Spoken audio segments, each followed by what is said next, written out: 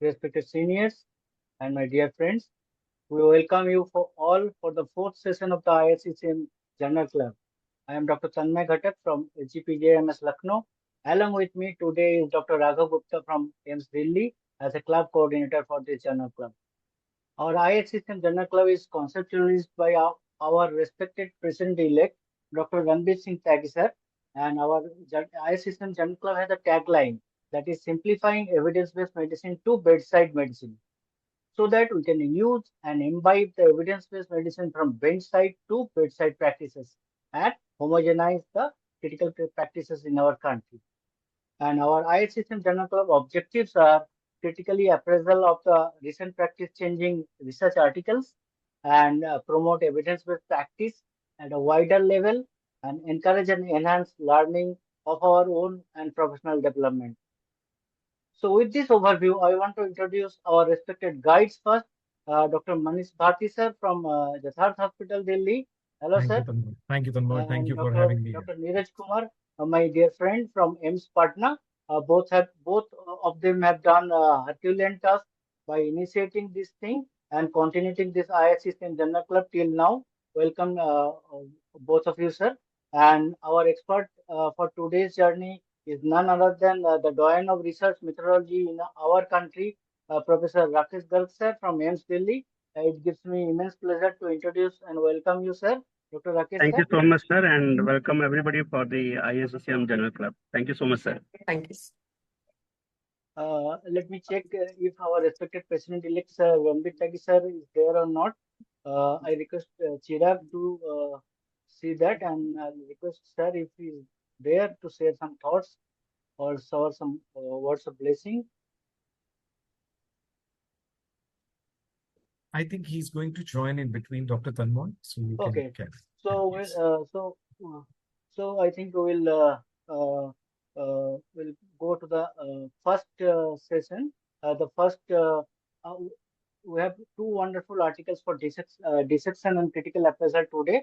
The first one is melatonin for prevention of delirium in patients receiving mechanical ventilation in the intensive care unit, a multi-arm, multi-stage adaptive randomized control trial, that is DEMEL trial, and is to be presented by Dr. Paramita Basu, who is an associate consultant of critical care medicine, Apollo Multispecialty Hospital, Kolkata, and is to be mentored by Dr. Nilanchal Chakravarti, who is a consultant critical care medicine and my dear junior from Apollo Multispecialty Hospital, Kolkata. Raghav, will you introduce the second team? So, Now, maybe we can do it afterwards. okay. So, without wasting time, we'll go for the first presentation, and that is published in Intensive Care Medicine this year. And dear Parmita and Nilanjan, as it is a time-bound exercise, please finish your presentation by 18 minutes, please. Over to you, Parmita. Thank you, sir. Thank you, sir. Good evening, respected teachers, my seniors, juniors, and colleagues. Today I am going to discuss the DEMEL trial, that is the melatonin for prevention of delirium in patients receiving mechanical ventilation in the intensive care unit, which is a multi-arm, multi-stage adaptive randomized controlled clinical trial. As we all know that delirium is an acute disorder in attention and awareness with additional disruption of cognition. And there is a prevalence up to 80% of delirium in mechanically ventilated patients.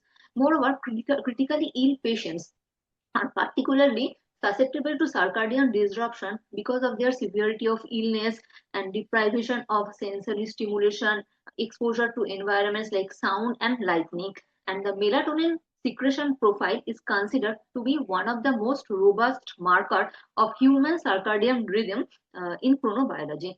And we also found that the level of endogenous melatonin secretion is also majorly altered in critically ill patients, and this is also associated with higher mortality, longer duration of mechanical ventilation, longer length of hospital and ICU stay, and cognitive impairment after discharge.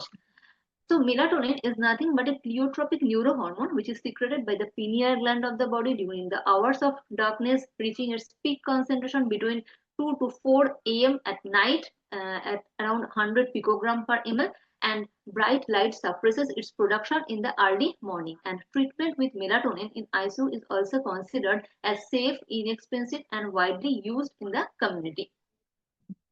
Recent clinical practice guidelines, that is PADIS guideline, that is newly updated, has also suggested administering melatonin over no melatonin in adult ICU patients. There are many RCTs recently published on the role of melatonin in delirium prevention in ICU patients, but the results are conflicting and mixed, and the certainty of evidence is also low. And none of these studies has specifically focused on mechanically ventilated and critically ill patients.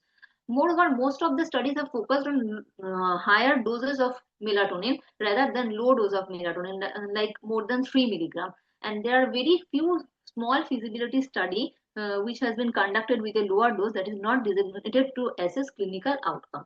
What is the problem with higher doses? It has been shown to cause a hangover effect due to its prolonged plasma concentration and altered pharmacokinetic and pharmacodynamics profile in patients of critical care unit. So there is a need for RCT to determine the optimal dosing of melatonin in mechanically ventilated patients. So there are two primary hypotheses. One is lower dose of melatonin, that is 0.3 milligram, may offer a more favorable pharmacokinetic profile than a higher dose, that is 3 milligram. And another is optimum melatonin dosing regimen may help to prevent the onset of delirium in mechanically ventilated ICU patients. There are prior studies like ProMedic, that is a prophylactic melatonin for delirium in intensive care, which was conducted in 12 Australian ICU, which was a multicentric, double-blinded, randomized, placebo-controlled trial, which was conducted between July 2016 to 2019, where interal melatonin 4 milligram was administered in one group and placebo in other group, but it does not show any benefit in terms of prevalence of delirium in melatonin group.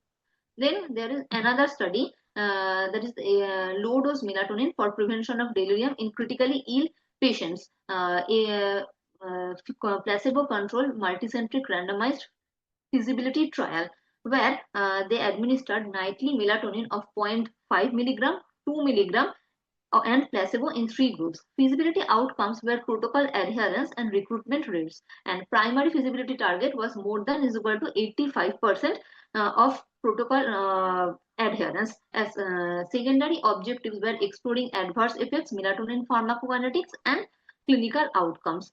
And there was another study. It is a Chinese meta-analysis which was conducted, which included actually 6 studies involving 2,374 around patients, and they administered internal melatonin in one group and placebo in another group.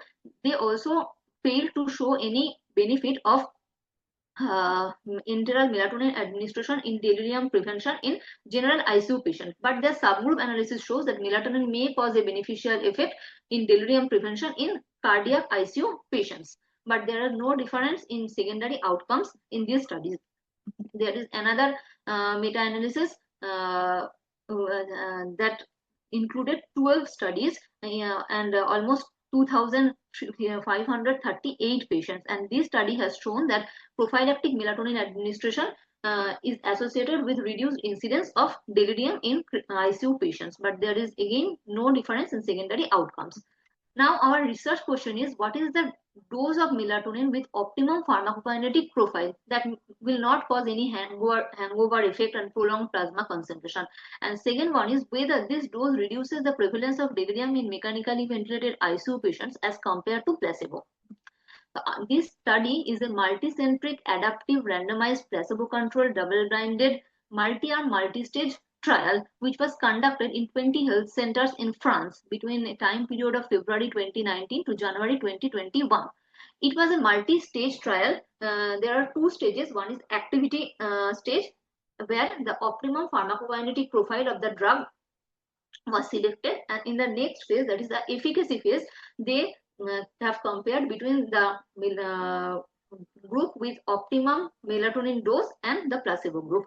And it is a multi-arm because in activity stage, three groups were compared between each other.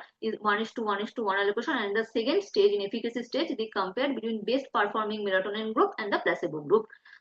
And it is an adaptive trial because simultaneously they are testing multiple experimental treatment against a common group. Next is they included all adult patients receiving invasive mechanical ventilation with an expected length of stay greater than 48 hours in ICU, and informed consent has been obtained from these patients or patient's relatives. Exclusion criteria was delirium onset before or at randomization, invasive mechanical ventilation of more than 48 hours prior to randomization, pregnancy, lactation, hypersensitivity to melatonin, no enteral route available, and medications that interfere with melatonin or modify its metabolism like cimetidine, estrogen.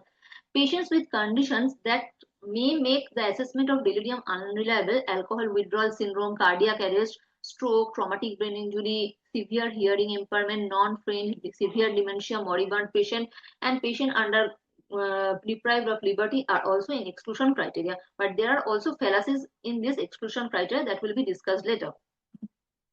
Randomization was a central randomization method with block size between 2 and 6, and in activity stage 1:1 allocation was performed in 3 groups: one placebo group, low melatonin dose, and high melatonin dose group. In efficacy phase, they taken 1:1 group with placebo versus best performing melatonin dosing regimen. Blinding, clinical staff, investigators, trial statistician, and patients all were blinded. In fact, statisticians were also blinded until the data was locked. Primary endpoint analysis was according to intention to treat analysis basis, and additional supportive analysis was based on per protocol analysis basis for those who do not deviate from the protocol. A predefined statistical analysis plan using Stata version 16 was conducted. Statistical tests were two-tailed and p-value less than 0.05 was considered statistically significant. Data analysis was done between June 2023 to 2024 September. Now, after randomization, there was a first activity stage where they compared between the placebo, high melatonin, and low melatonin group. Again, why they chosen 3 milligram as high melatonin and 0.3 milligram as low melatonin group is an explanation, because in recent RCTs most of the melatonin dose chosen was 3 milligram, so it is considered as a high dose, and 0.3 milligram was chosen because it is the most pharmacokinetic dose they have seen from previous few studies of pharmacology. And in the second stage they have compared between placebo and melatonin group with best performing regimen. Now, total 1906 patients were screened for eligibility, out of which 355 patients were randomized, and they are assigned into placebo, low and high dose group. Among exclusion criteria, there was delirium, alcohol withdrawal, and no enteral route available, and liver failure patients. And but in baseline characteristics of patients, we have seen that these patients were also included in the study later. After all exclusion and withdrawal from consent, there are 154 patients included for intention to treat analysis in placebo group, and 147 patients in low dose melatonin group, and finally 119 patients were included in the final per protocol analysis group in placebo group, and 125 in low dose group. Here they calculated sample size based on a incidence of delirium of 30%, but recent RCTs have shown that actual incidence of delirium is 50%. So again, whether the sample calculation was adequate is a question. Next was what they have done in trial intervention. One is placebo, low dose and high dose group they have taken. They have only used enteral route, no IV route used, and they used immediate release melatonin syrup in sealed glass bottle, all blinded, similar looking in all patients randomized in the study. And time of administration was 9 AM at night. And they conducted this study for 14 nights or until hospital discharge or death, whichever came first. Treatment was discontinued in the event of inability to use the enteral route or food intolerance with vomiting. In outcomes, primary outcome was divided into two stages. One is activity stage, one is efficacy stage. In activity stage, percentage of patient with optimum pharmacokinetic melatonin only 24 hours after initiation of study treatment was assessed. What they have done after 24 hours of initiation of the study, they have checked the melatonin concentration at baseline, 30 minutes after administration of melatonin, and again 8 a.m. in the next morning. They have defined optimum pharmacokinetic profile as change in melatonin concentration more than 1000 picogram per ml at peak, that is 30 minutes after drug administration, and less than 100 picogram per ml at 8 a.m. the next morning. The whole thing was measured in a blinded way by mass spectroscopy. But again, this optimum pharmacokinetic profile definition was taken from a study which was conducted in patients who are healthy, not critically ill patients. In critically ill, we all know that the renal and hepatic function and pharmacokinetic dynamics are altered. So whether this optimum pharmacokinetic profile is applicable to our critically ill patients who are very sick, that is also questionable. In efficacy phase, the primary outcome was percentage of patients developing delirium between randomization and 14 days or death or ICU discharge, whichever occurred first. And delirium assessment was done by nurses and physicians using CAM ICU questionnaire, which was French translated twice daily with an optimum sedation level as measured by RAS score greater than or equal to 3, and it was measured at least 2 hours after sedation of the sedative drugs. Diagnosis of delirium is confirmed by CAM ICU positive at least once or are treated in those patients who are treated with antipsychotics or neuroleptics between two assessments. And in absence of coma, they have measured it at least 2 hours after stopping the sedation. And the study was good in the sense that their compliance to the study protocol was greater than 70%, greater than or equal to 70%, which is quite good. Secondary outcomes, they have measured at day 14, at day 28, and day 90, which was delirium days, delirium and coma-free days, cumulative doses of sedative and opioid use of night sleep and aid drugs, neuroleptics, physical restraint, physiotherapy, and clinical assessment of muscle strength, use of earplugs and eye mask, and clinical assessment of sleep by Richard Campbell questionnaire. At 28 days, they have measured duration of mechanical ventilation, ventilator-free days, ICU and hospital length of stay, and mortality at ICU, hospital, and at 28 days. And at 90 days, they have checked quality of life, dependence, anxiety and depression, post-traumatic stress in survivors, and incidence of overall adverse effects was also monitored. This is the baseline characteristic of patients in all the three groups, which was basically similar in aspect to the body mass index, age, smoking, comorbidity, and other aspects. But the point I want to specify is that in exclusion criteria, they have mentioned not to take the stroke, seizure, psychiatric disease, psychotropic drug users, benzodiazepines, drug addiction, alcoholism, liver failure patients, which may interfere with delirium assessment. But in the general characteristic of patient, this patient population was also taken in all the groups. So it may interfere with the study result. And shock and coma patient was also taken, in whom delirium assessment may be also difficult. And they use pre-deliric and e-pre-deliric score for assessing the risk of delirium development, which was 0.32 and 0.35 in placebo and low dose group. Results. In activity phase, all groups shows wide inter-individual variability of pharmacokinetics. Placebo group, as we can see in this graph, shows a very low plasma concentration without any peaks and any variability, with a baseline value of less than 100 picogram per ml. While the low dose group has, that is the light blue color, has shown from baseline value to a peak level and also a baseline return in the next morning. And in the high dose group, they have reached the peak level, but they have never reached the baseline level. So they may cause a prolonged hangover effect in ICU patients in the next morning, which is not desirable. But again, there is a problem. in a low dose group, which has been considered as optimum pharmacokinetic dose, many patients are above the baseline value and they may also show hangover effect. Optimum pharmacokinetic profile has been shown to in low dose melatonin group 50%, in high dose melatonin group 24%, and in placebo group 0%. Again, in low dose group, only 50% patients have shown optimum pharmacokinetic profile, while 50% do not show that. So whether this 0.3 milligram is the optimum pharmacokinetic dosing for prevention and delirium in ICU patients is also questionable. After this activity phase, the steering committee has removed the high dose melatonin group in the next phase, and in the next phase only they compared between placebo and low dose melatonin group.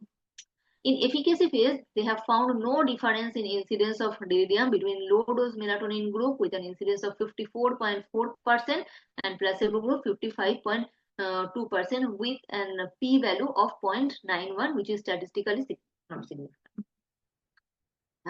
Results, in the primary outcome, there is no difference in between the two groups, and in secondary outcome also, there is no significant difference between the two groups.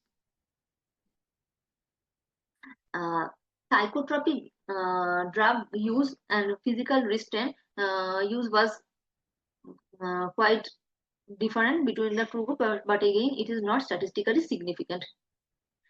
Another point is use of physical restraint is quite high in between the two groups, that is 80% and 84.9%, which is also noticeable. And in physiotherapy, earplugs, IMAX, and other secondary outcomes, the two groups was there is no difference between the two groups. Hospital mortality, days of hospital stay, they are also similar between the two groups. So all the key secondary outcomes were similar between the two groups between day 14, day 28, and day 90. So pharmacokinetic profile is better with melatonin low dose 0.3 milligram group than the higher 3 milligram group, but incidence of delirium is not different between low dose and placebo group. All secondary outcomes were similar between the two groups except for few items of the nurse administered questionnaires, and more than 75% of patients in the higher group has shown non-optimal pharmacokinetic profile lactic, and the concentration was too often high above the physiological level and so not desirable. Strength of the study it is a double-blinded approach with minimum detection bias, has high compliance rate of greater than 80%, has an adaptive multi-arm multi-stage methodology which is very good. It focused on mechanically ventilated patients with high severity of illness across a large number of centers with a median duration of mechanical ventilation exceeding 1 week. Both delirium and sleep as well as long-term patient-centered outcome were assessed, but there are lots of limitations.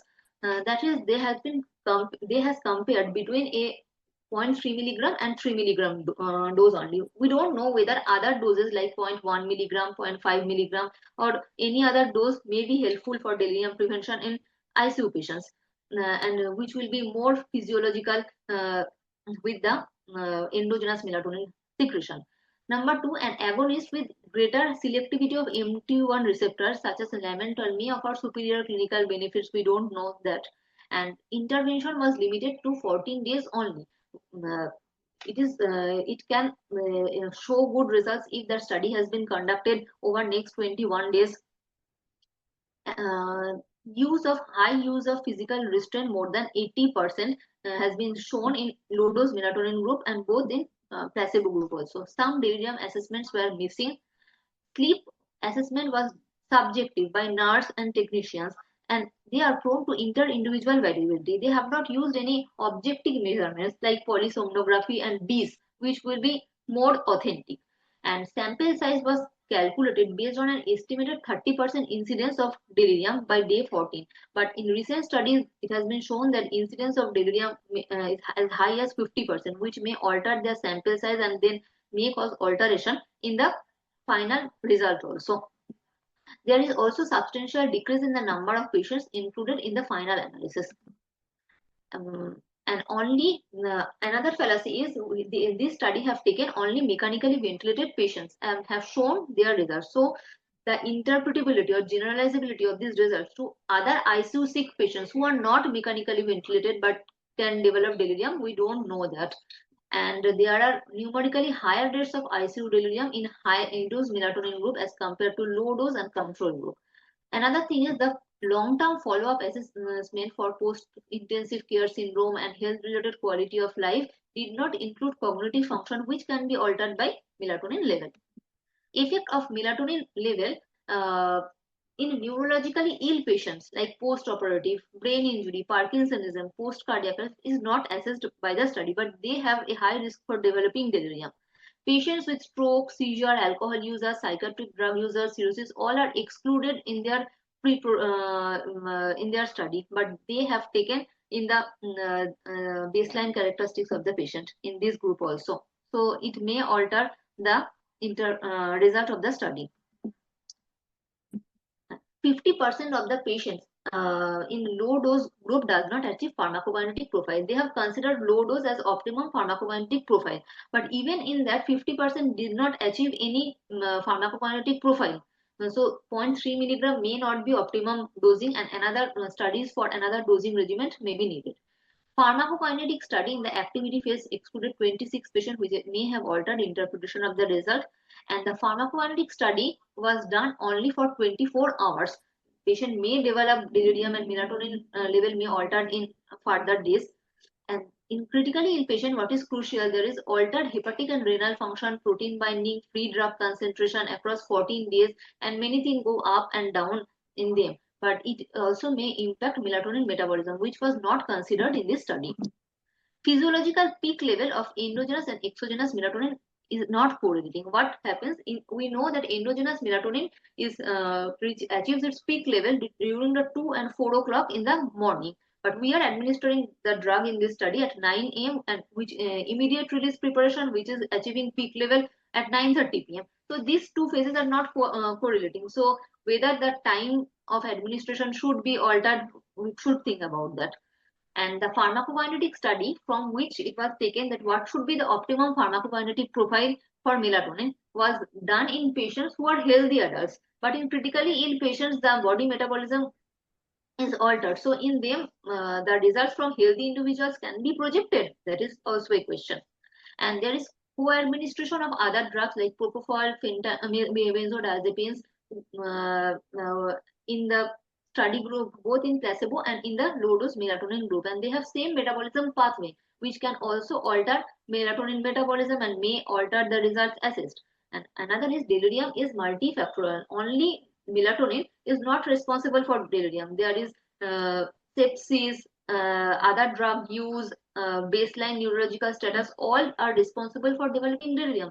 So only melatonin can change the delirium incidence, and it is not enough to say that only melatonin is enough or not enough to incidence the change of delirium in critically ill patients. So study validity, the purpose of the study was well conveyed. The objectives of the study were clear. They tried to assess the optimum pharmacological profile and the role of melatonin in reducing the incidence of delirium. The study design was adequately stated and discussed. The trial protocol and analysis plan was also published prior to enrollment. Blinding was also good. Funding, we are not very clear. The baseline characteristics were similar in all the groups, except they have taken some population which were mentioned in the exclusion criteria.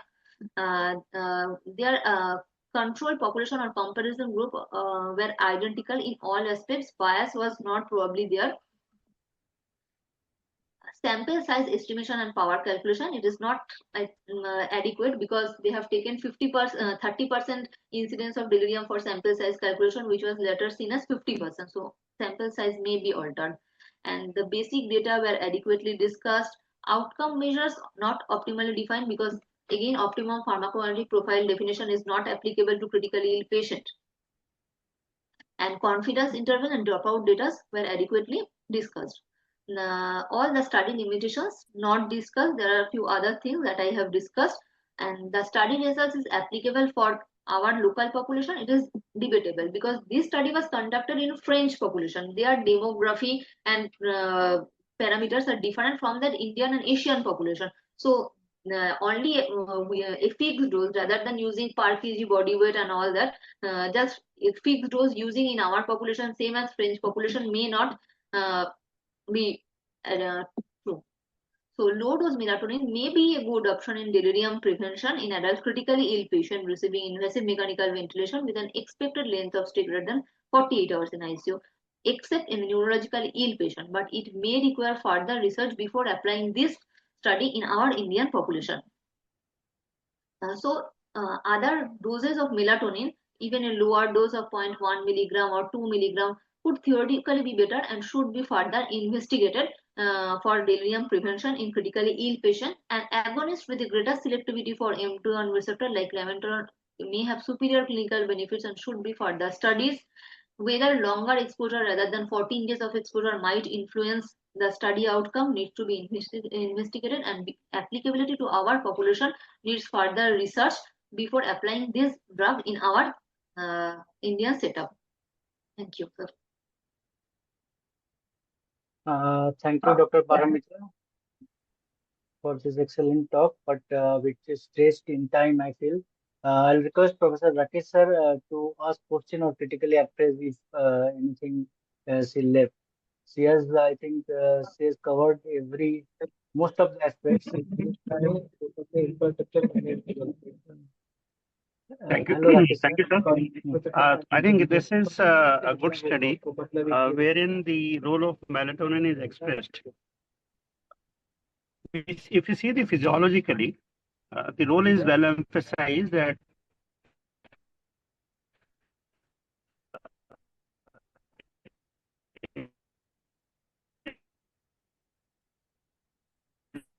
Your voice is breaking.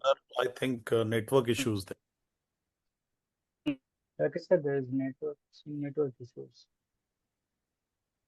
Your voice is breaking. patients who are critically ill, they will have some less melatonin, and that will affect this. Right, concerned about keep somebody. So one concern that was from this study was we need to identify certain patients who are at high risk of delirium. So when we see this group of patients, they have taken all patients adult more than 18 years. Though in the table it was mentioned around the mean age was 50. Appropriate for subgroup analysis. Probably the equivalence that came that majority of factors were comparable between the two groups. Maybe primarily that the patient who requires melatonin were very less number, and that would have skewed the analysis data that they have given. If we see the patients who are at high risk of delirium, probably those patients who are in septic shock, those patients who are elderly population, more commonly the post-surgical patients who are having pain also. So these are the cohort of population which will have more amount of delirium and also the cognitive dysfunction.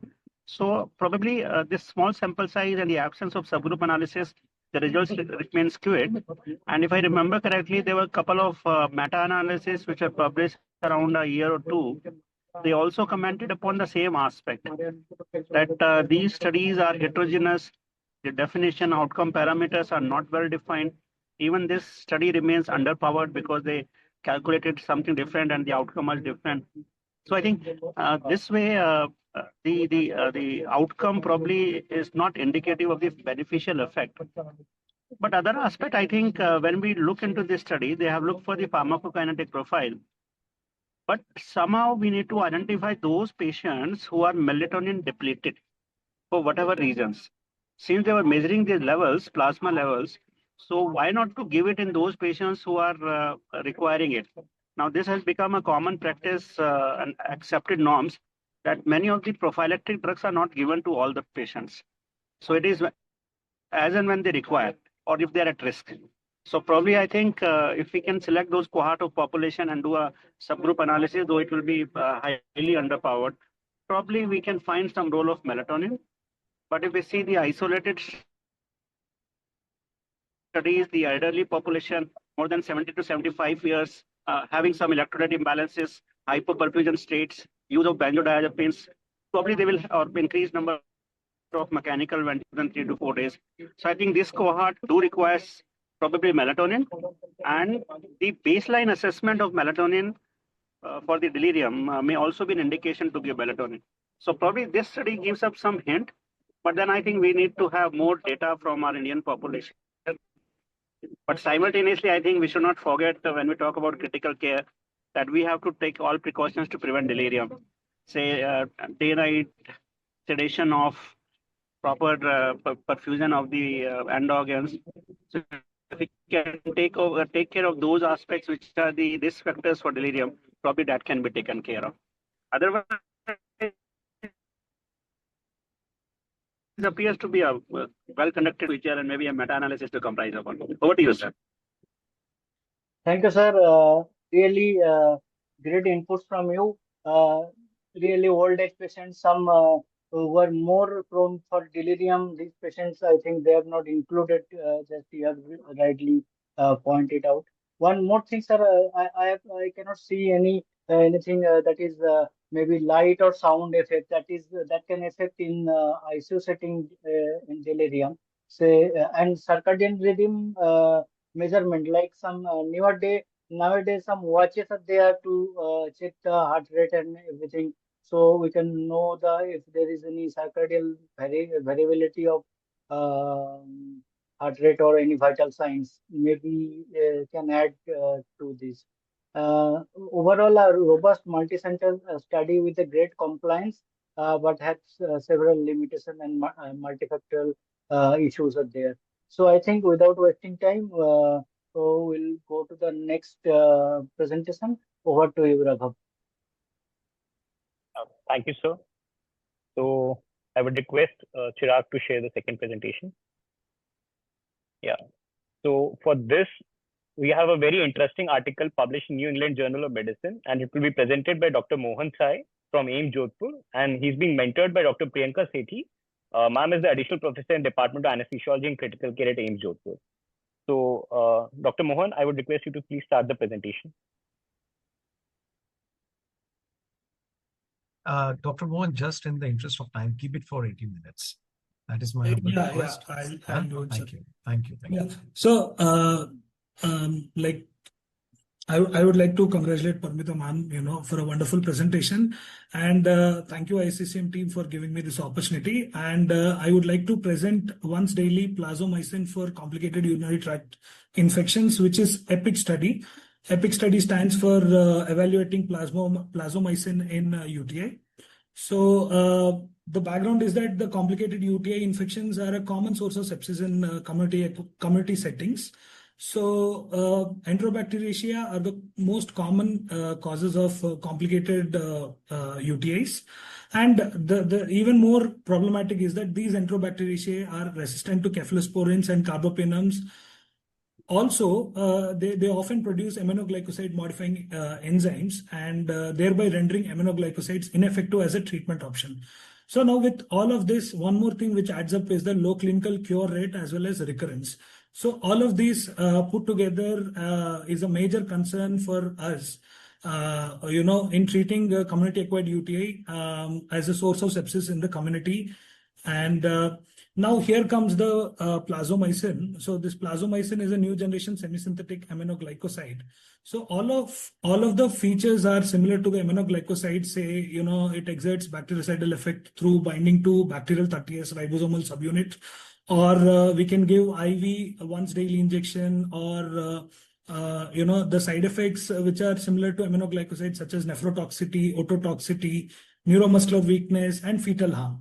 So all of them are similar to aminoglycoside. So what is different about this is that it is not susceptible to aminoglycoside modifying enzymes, which are produced by multi-drug resistant Enterobacteriaceae. Whereas the commonly used aminoglycosides, they are susceptible to these modifying enzymes. So this sets Plazomicin apart. So now, what are the previous studies on Plazomicin? There were 4 phase 1 studies, And there is a one double-blinded randomized controlled phase 2 studies. So these phase 1 studies say that this pharmacokinetics are similar to the other aminoglycosides, and there is no influence of plazomicin on QT interval. And what does this double-blinded study says is that it has been compared with levofloxacin, and plazomicin has fared well, in comparison with the levofloxacin in this phase 2 study. Also, in this, safety of plazomicin has been studied. It appears to be well tolerable. So, a CARE trial has been published as a correspondence in NEJM. So, what this says is that it has been used in serious infections caused by carbapenem-resistant Enterobacteriaceae infections such as bloodstream infections, VAP. The plazomicin has been used against colistin. And unfortunately, this trial was stopped prematurely due to slow enrollment, and all they could do is to do, randomize 39 patients, 18 in plazomicin and 21 in colistin. And what they want to see is a primary endpoint of composite of death from any cause at 28 days, or clinically significant disease-related complications. And what they found is that plazomicin has primary and low primary endpoint or low adverse effects. That means the mortality is a bit low in the plazomicin, and they have not done any hypothesis testing for this study. So this is just about what has been done with plazomicin before this EPIC study. So now in this study, the research question asked was, is plazomicin non-inferior to meropenem in treatment of complicated urinary tract infections, including acute pyelonephritis? So how do they want to do this study? They want to do this study as a multi-center, multinational, double-blinded, randomized control, non-inferiority phase 3 trial. So they have chosen 68 sites in North America and Europe, and the study has been done during January to September 2016. The study was designed by Wagenlehner and Aschosen company. So this is the trickiest part. Pharmaceutical industry has been involved in designing the trial. So they want to include the participants who are 18 years or older, total body weight less than or equal to 150 kilos with a creatinine clearance of more than 30 ml per minute. And they have pyuria, clinical symptoms of complicated UTI or acute pyelonephritis that would require at least 4 days of IV therapy with an antibiotic. Also, they would be requiring a pre-treatment baseline urinary culture obtained within 36 hours before the start of study drug. So the complicated UTIs are, defined as at least 2 signs or symptoms: chills, trigger, fever, dysuria, urinary frequency or urgency, lower abdominal or pelvic pain, nausea, vomiting. At least 2 of these, and at least 1 of the complicating factor, a history of urinary retention in male patients, current indwelling urinary catheter, obstructive uropathy, and any functional or anatomical abnormality of urogenital tract with at least 100 ml of residual urine. And how acute pyelonephritis was defined as it should have at least 2 of the following symptoms: chills, trigger or fever, flank pain, tenderness in the costovertebral angle, nausea or vomiting. So with this inclusion criteria, there is stringent and extensive exclusion criteria. So they have taken out any patients with suspected or confirmed perinephric abscess, suspected or confirmed renal corticomedullary abscess, acute or chronic bacterial prostatitis, orchitis, epididymitis, polycystic kidney disease, or only 1 functional kidney, known chronic vesico-urethral reflex, previous renal transplant or planned renal transplant within 2 weeks of study entry, receiving renal replacement therapy, planned cystectomy or ileal loop surgery, complete or permanent obstruction of the urinary tract, immunocompromised or immunodeficiency. The most important is that they have excluded, critically ill patients who have septic shock.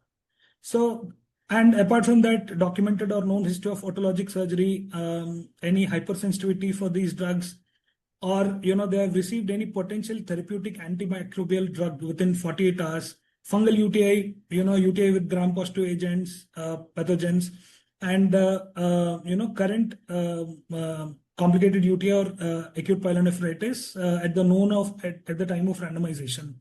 So they have used a stringent exclusion criteria. With all of this, also Sorry, I forgot to tell. Also, if there is any non-urinary source of infection such as endocarditis, osteomyelitis, abscess, meningitis, any female patients of childbearing potential or prior exposure to plazomicin, all of these are exclusion criteria. So once inclusion-exclusion criteria have been applied, patients have been randomized. So they have used block randomization using interactive voice and/or web response system. It has been stratified by region and baseline diagnosis. Region is Europe and America. Participants were assigned in 1:1 ratio to plazomicin or meropenem group, and it was done by on-site pharmacist or a designated staff member.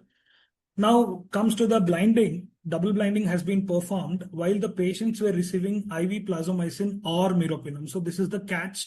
So what happened in this study is that IV plazomicin or meropenem has been given for at least a minimum of 4 days or a maximum of 7 days. Thereafter, the patients are being switched to oral therapy. So the blinding has been performed for IV plazomicin or meropenem, but not to the oral therapy.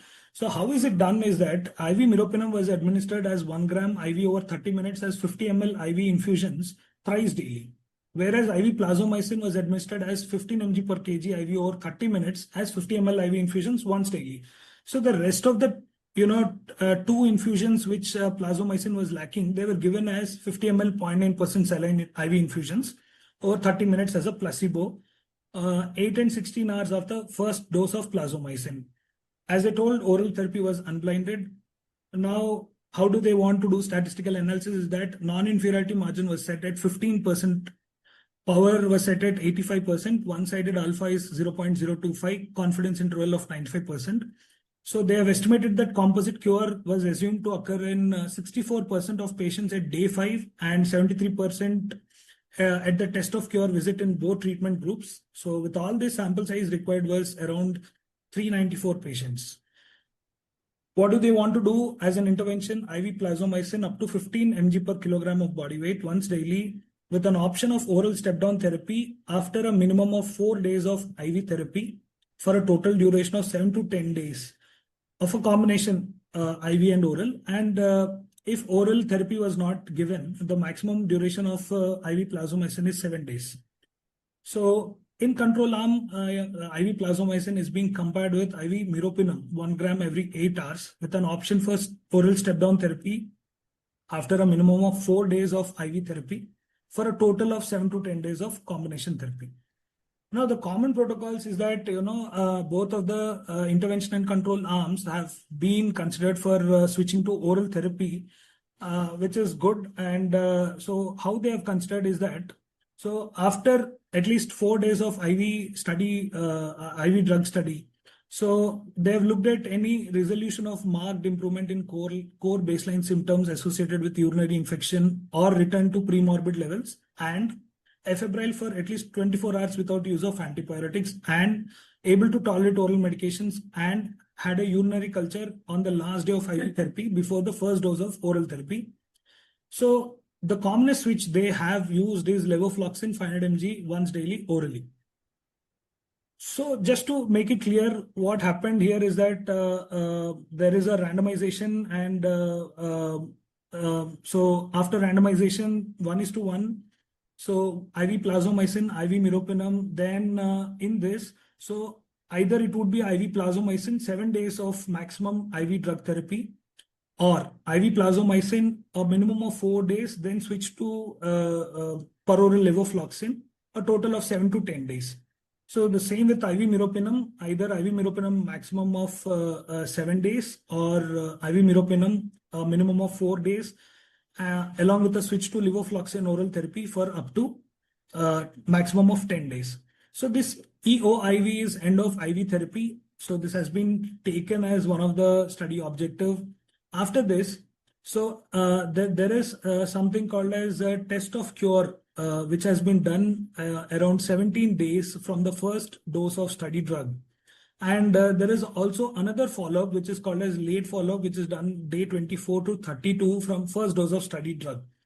So this is how the study has been designed, and the primary objective is a composite cure.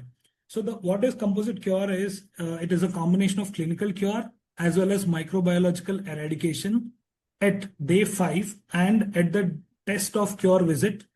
So, and in the microbiological modified intention to treat population. So, just for our understanding, intention to treat population includes all randomized participants. Modified intention to treat population includes all randomized participants who has received any amount of study drug.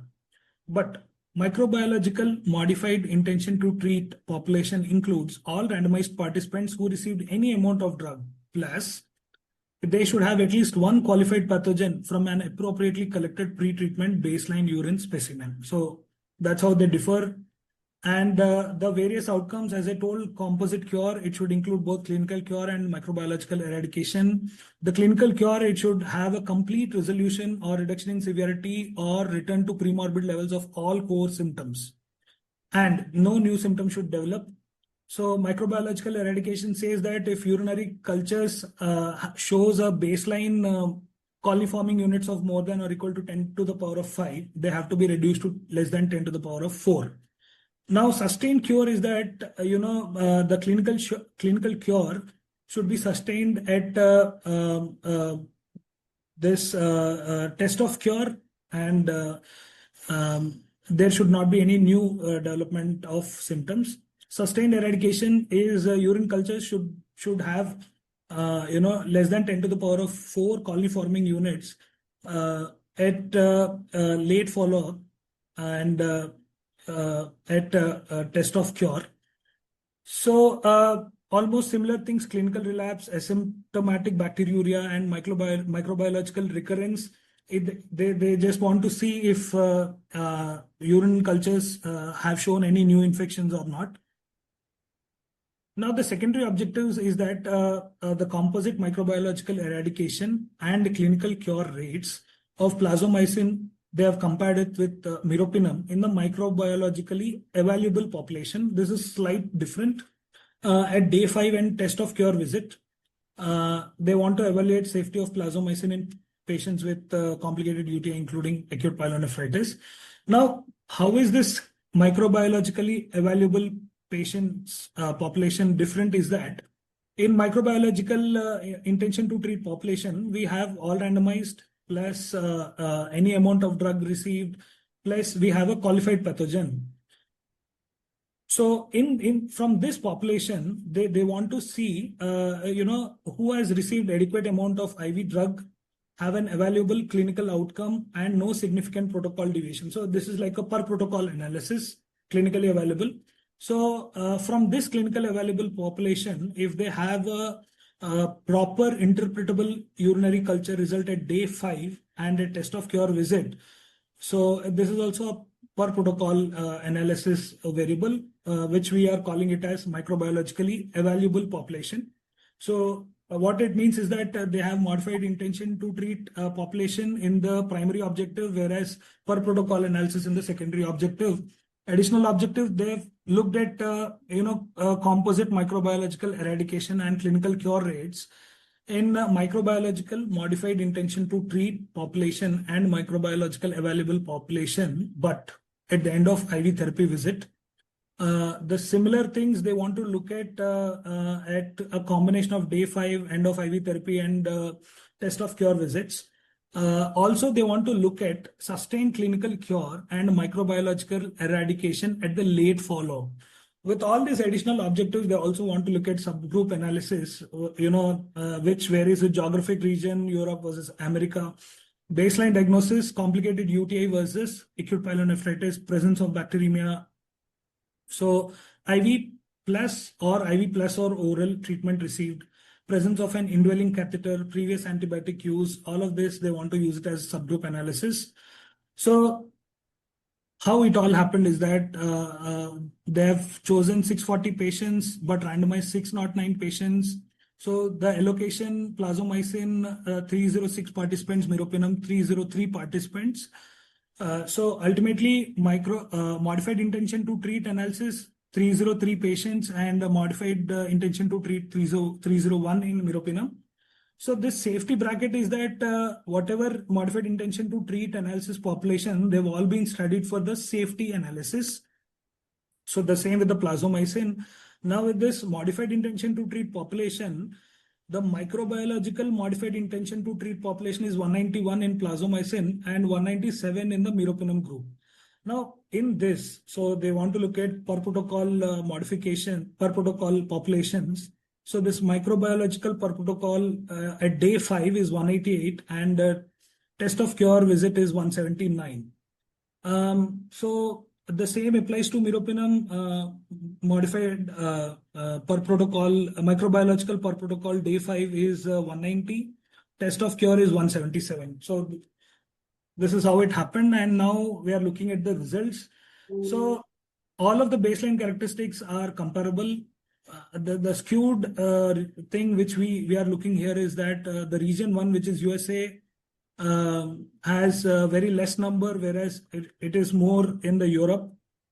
So apart from this, the mean age of the participants are 59.4 years and 72% have had impaired renal function. So there were more patients with complicated UTIs than with the acute pyelonephritis, 58.2 versus 41.8. The mean duration of IV therapy was 5.5 days in each group. The mean duration of IV plus oral therapy was 9.2 days in Plazomicin and 8.9 days in meropenem, more or less comparable.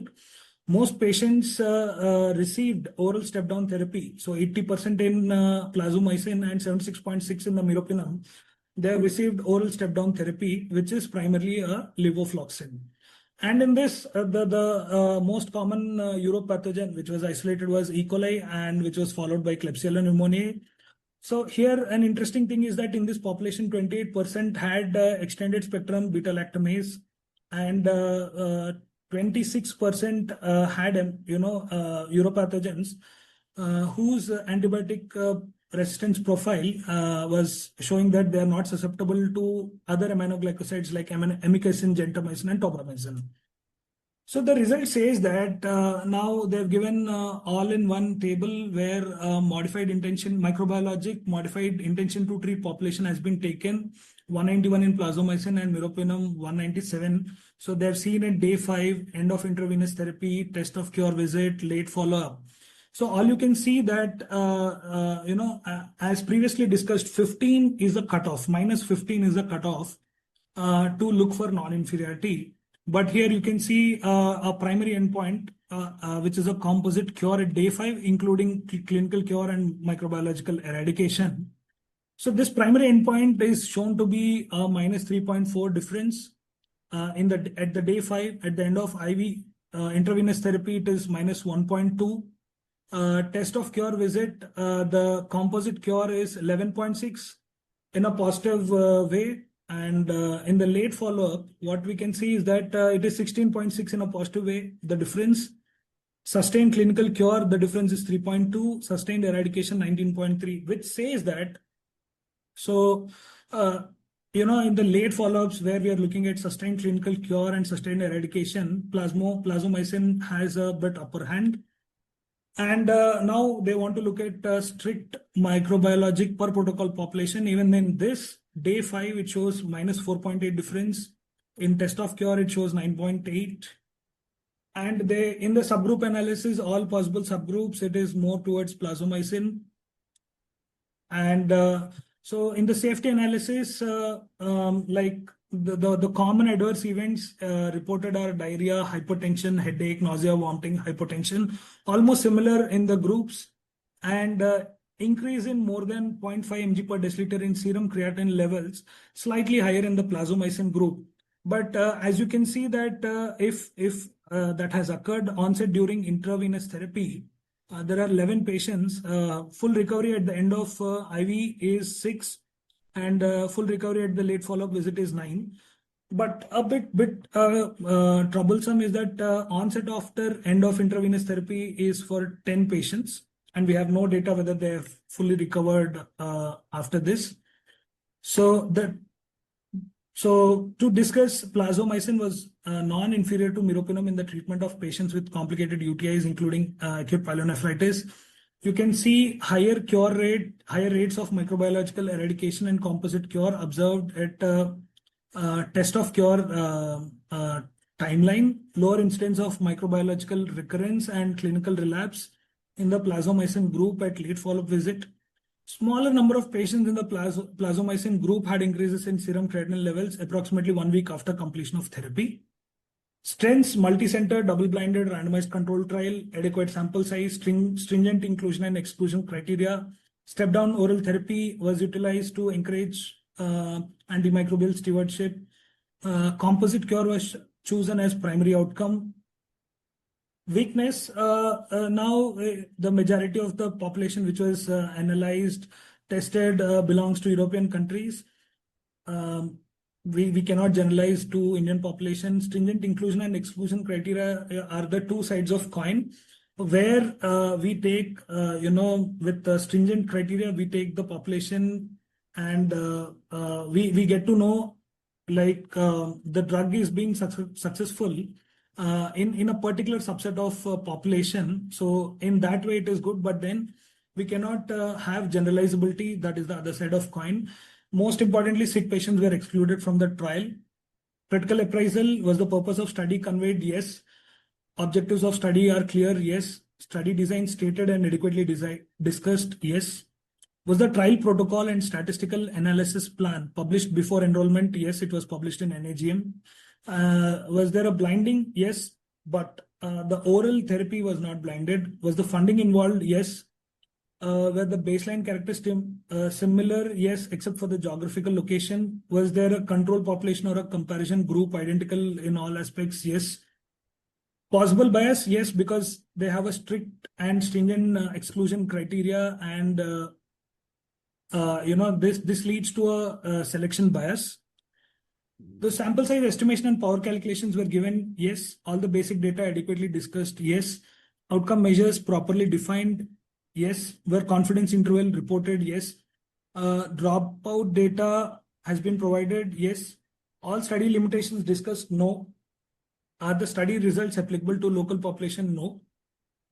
To conclude, in this trial, plazomicin was non-inferior to meropenem in the treatment of patients with complicated UTIs, including acute pyelonephritis, with higher rates of microbiological eradication and composite cure observed at the test of cure visit in the plazomicin group than in the meropenem group. Thank you. Thank you, Dr. Mohan. So in the interest of time, Rakesh sir, if you can give your valuable comments regarding this paper. Thank you, Dr. Mohan, and thank you, Raghav. I think the study appears to be good and clinically relevant, so should be clinically applicable. The flora that they have reported appears to be almost similar to the intensive critical care unit of India also. But if we see the various parameters where they have mentioned about the 95% confidence interval and no zero effect, no effect line which they have drawn, majority of parameters were not conclusive of some difference in the beneficial effect of the new drug. So I think maybe in those patients wherein the other drugs are contraindicated or probably resistance, they can think of this parameter.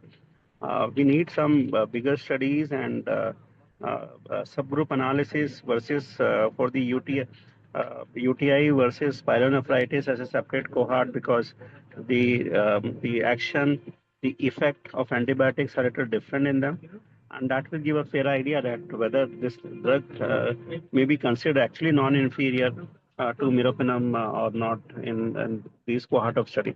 But otherwise, if you think when we talk of the antibiotic assays, this would be an additional drug that can be used for the clinical management.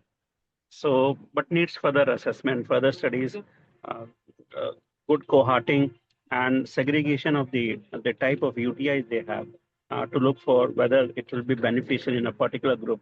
In this, majority of parameters were not so different. Over to you. Thank you so much, sir. Manish sir, Neeraj sir, regarding both the papers. Yeah. Thank you, Raghav. Neeraj, would you like to ask first, and then I can give my inputs, because I have certain questions with Dr. Priyanka as well as with Dr. Nilanjan. Same here, Manish boss. I think Okay. the first paper needs some more interesting discussion, but because of the paucity of time, we couldn't have added few important things. But I think we will discuss a few things related to this article. I will just touch few important things, and then after that, you can wrap up, I think. Plazomicin, I think that has been used for a treatment for 4 to 7 days, right? Mostly as a shorter duration of treatment. But I think in this study, a group of population, especially if the patient will have a persistent bacteremia or some multiple drug-resistant organism, I don't think so that this typical duration will definitely going to get work, especially in complicated cases or if prolonged cases, a prolonged ICU stay type of thing. First thing that I want to add it here. Second, they have already committed it as a non-inferiority design of study for which they have not proven that this is superior to meropenem, right? But I think what is there, it hasn't been proven better. It hasn't been proven better, especially in terms of like outcome in like in terms of mortality or in terms of resistance suppression as well as in terms of readmission. So again, three important aspects that is going not in favor supporting the role of plazomicin over meropenem as a non-inferiority design. And third important that we all know that that carbapenem mostly plazomicin will not cover anaerobes, not cover gram positives, and not cover Acinetobacter species as well. So its utility is mostly limited to MDR Enterobacteriaceae. That is one of the most important limitation considering is used in complicated or carbapenem negative strains. We can say that it will be most commonly used. And in this study also they have said that nephrotoxicity was lower than other older aminoglycosides, but they have incidence. They have reported approximately 3% of that incidence because of increase in serum creatinine as well. So it again it is very relevant to that ICU elderly risk of population as well. And then last, I think I want to add it here that the long-term risk of resistance development or emergence of any carbapenem genes with plazomicin exposure is not fully studied as well in this study because there may be some microbiome disruptions as well. So that is one of the limitation as well in this study. So this is all from my side. This 4 or 5 important points. Yes. Thank you, Neeraj. So Dr. Raghav and Dr. Tanmoy, with your permission, we will just keep a space for around 7-8 minutes for the discussion. As far as this paper is considered, the reason why we wanted this plazomicin to be discussed, because now it's available in this country. I think many of us, we have started using it. It's by Cipla and it comes as a name as a Zemdry. And it's available. It's around 16,000 rupees for a single dose, which is relatively okay for us. Now, help me in understanding, especially Dr. Priyanka, for this paper, the incidence of carbapenemasis, which means the carbapenem resistance in this country as per the Atlas India criteria 2018 is around 40 to 50%. Yeah. So how will you justify using aminoglycoside as a lone therapy for the patients who are having a complicated UTI? And the second thing is that surprisingly, they have taken off the patient with the sepsis and septic shock. So entirely, the kind of cases which we are going to address in our ICU, most of the time they would be having either a sepsis or a septic shock. So I want to understand from you, Dr. Priyanka, this evidence, how should I use it bedside? How can I make it more relevant to the ICU practices? Actually, they have excluded most of the septic shock patients, which you are truly speaking. The thing is, it is actually difficult to use this drug in our day-to-day ICU practice because the kind of patients we are getting, it doesn't. This drug is like as per this trial, this like we can't use because they have excluded all those conditions. So it is not applicable. Exactly. You know why I raised this thing? Because when our chief mentor, he said, the relevance of this paper. So I feel, I don't know about Tanmoy in your ICU and Raghav in your ICU. What is the incidence of carbapenem resistance in your patients? By any chance? We are having at least 40-50%, which is in alignment with the data which we have from the Atlas India, which is 2018, the last evidence which we have. So it is difficult for me to replicate, but the reason we wanted this has to be seen by us because I think we need to understand the definition of complicated UTI has got changed. So even with the patient, as per the IDSA 2025 criteria, even the patients who is carrying a catheter in situ, the Foley's catheter in situ, and if develop any infection, straight away you can qualify the patient as a as a complicated, the UTI, right? So this is a new addition as per the IDSA. Previously, it was not there. You cannot use it as a lone therapy. That is what, I want to endorse it to the mentees who are listening to this.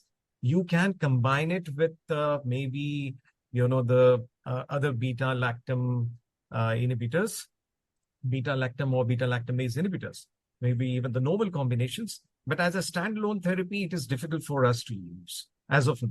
And by and large, the data is only for complicated UTI. So if somebody is extrapolating this aminoglycoside for the use in pneumonia or, the CRBSI, the CLAPC, or any other stuff, then we have to be a bit cautious. Yes, it's a one daily dosed advantage. Another thing which was very surprising, they have advice for the dose of around 7 days. Generally, we don't use aminoglycosides beyond 5 days. So again, it was difficult for me to capture this information. So that is one. Now, my second question is for Dr. Nilanchan. He's there? Yeah, he's there. I'm here. So Dr. Raghav, Dr. Tanmoy, and Nilanchan, first I want to understand why do we have, why delirium is important, Nilanchan, for the mentees? Why it is important? Because if, let's say, I'm a person who's coming bedside and treating my patients, it becomes so relevant for us to study the delirium. Why you think?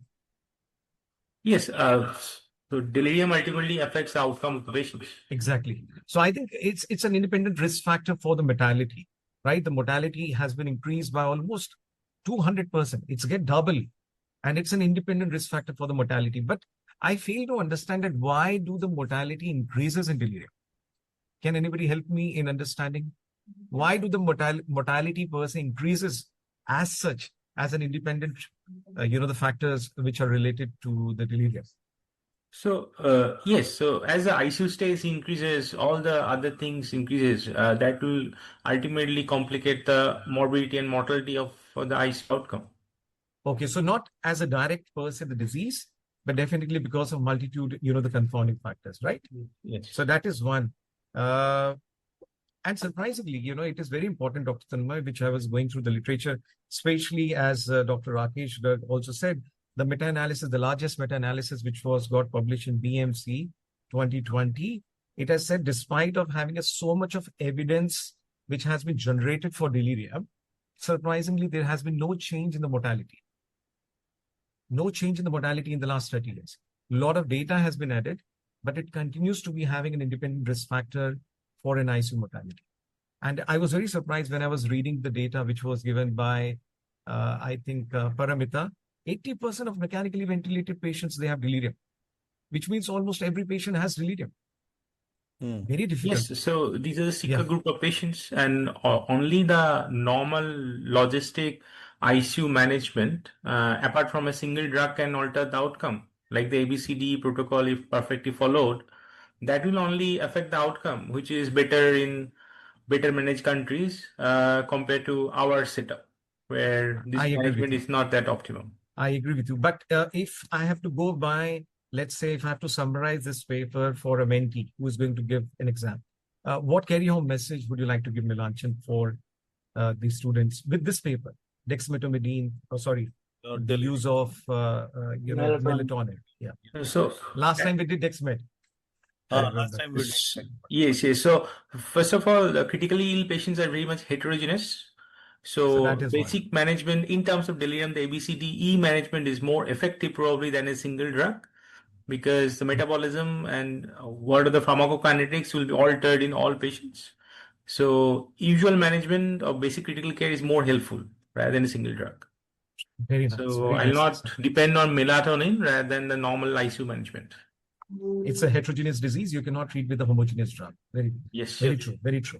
So thank you. That's all from my side. And even if we are treating melatonin, we don't know what will be the best drug dose therapy. That is still unknown. So we don't know. And to Rakesh sir, I want to know one, two things. Like in first study, there is an adaptive one, and they have stopped the higher dose regimen. And what if they choose a lower dose, say 0.5 mg per ml, or would they continue with that 3 mg per ml, 3 mg per kg, 3 mg dose? What will versus happen? 600. I No, I mean, think most of the studies previously they have used 4 mg, 5 mg even. So what will happen?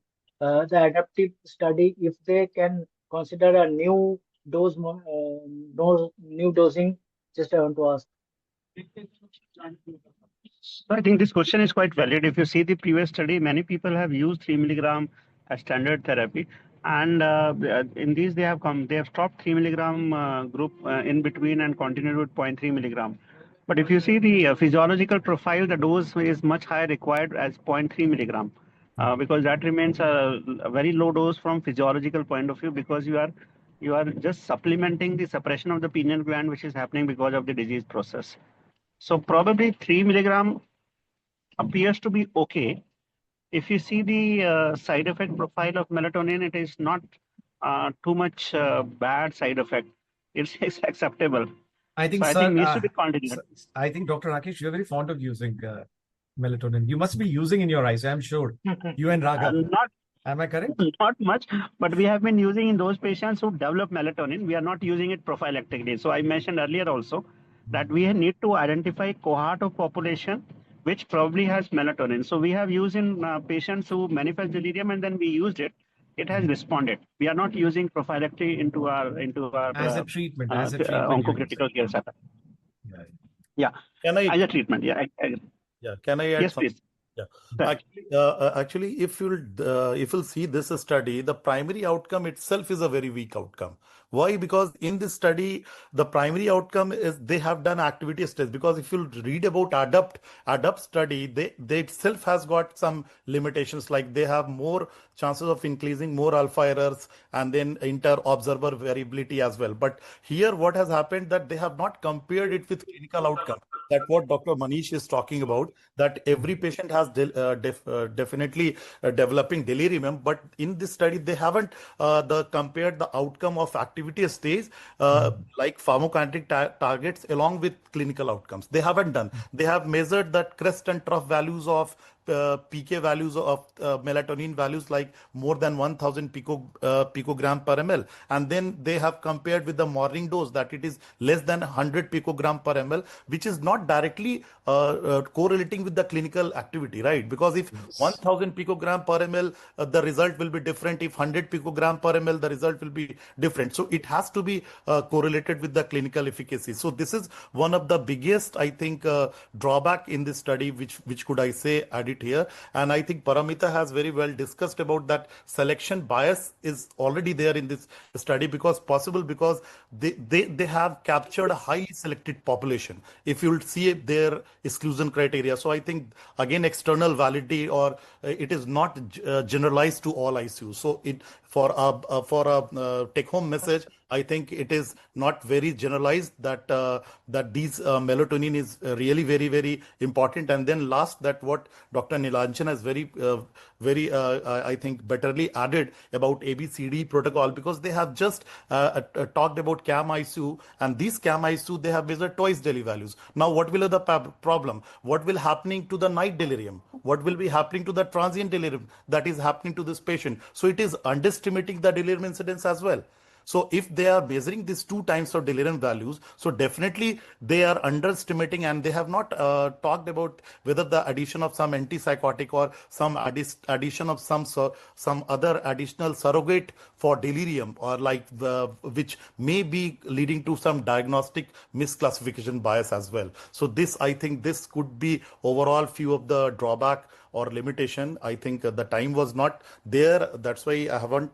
Just a moment. I just want to add one line because 30 seconds for you, Nilanjan. Yeah, first stage was only for 24 hours of pharmacokinetic study. So it is not possible to assess the clinical outcome in that short period.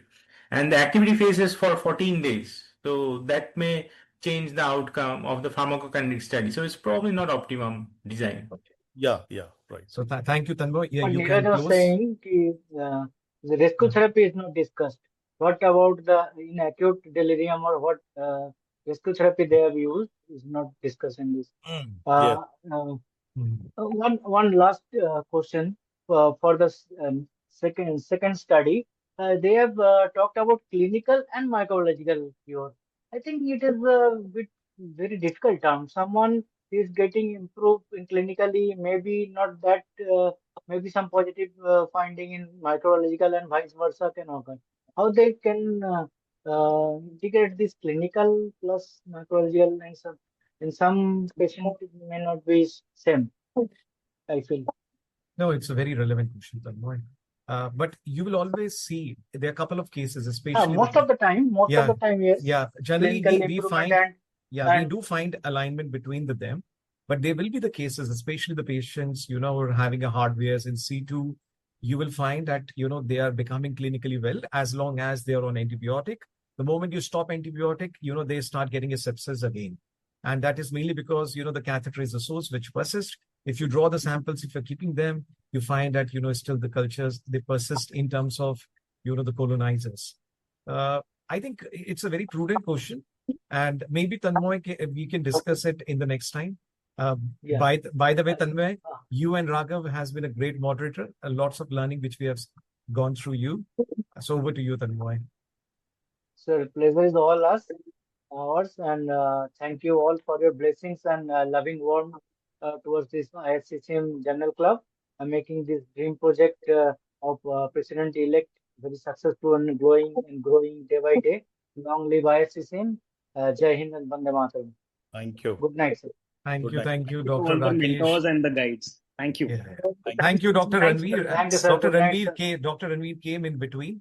So thank you, Dr. Ranveer, and wish you all the best, everyone. And we are going to join in the third Friday of every month. This week it was different because we had certain already a scheduled activity. But the next month, the third Friday, 7 to 8 p.m., it's going to be live by Tanmoy and Raghav. Yeah. See you for the next one. Thank you so much. Thanks. Thank you, sir. Good night, sir.